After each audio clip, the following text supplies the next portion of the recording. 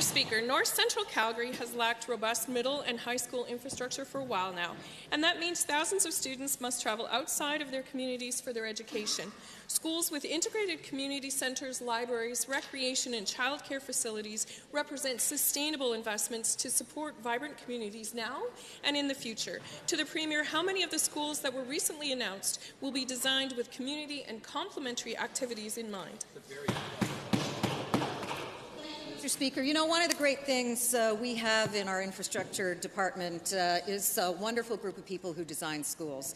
And I have a chance to work with them on a pretty regular basis, Mr. Speaker, and they really are amazing people. They are creative, they're inclusive, and they spend a lot of time talking to educators about what should go into a successful school build. I'm very confident that when the opportunity comes for us to build a school, whether it is an elementary, a middle school, or a high school, that we take into account the needs of the community, that we're nimble about the design, and that all the way through the process we take the community into. Honourable Minister, first supplemental. Thank you.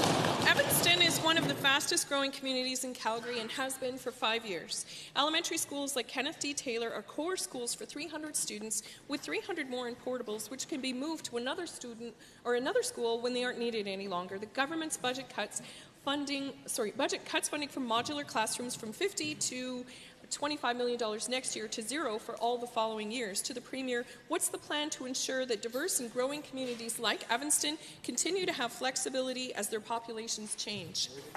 The Honourable Minister of Infrastructure. Thank you, Mr. Speaker. Well, you know, when we talk about the need for schools, we're talking about infrastructure.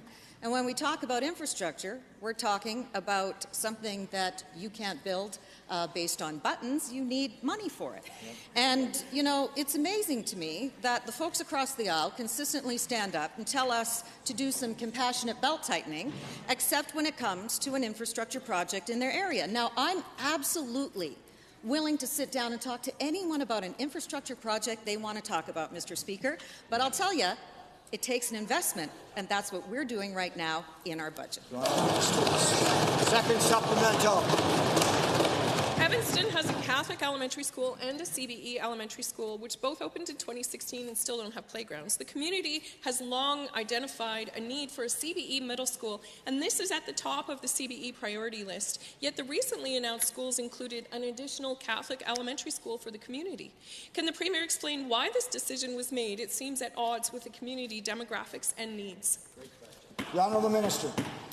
Well, you know what, Mr. Speaker, I am delighted to have a sit-down with the honourable member and have a conversation about how she can support us in making sure that we show our public support for the infrastructure build in this province. You know, in 2015, the Premier announced a capital plan that was almost $30 billion. That's transformational infrastructure for this province. Agreed. And as we go forward, we're continuing to build that. But you know what? You have to support us in that build and not complain when you feel that the bill is too high. It doesn't work both ways.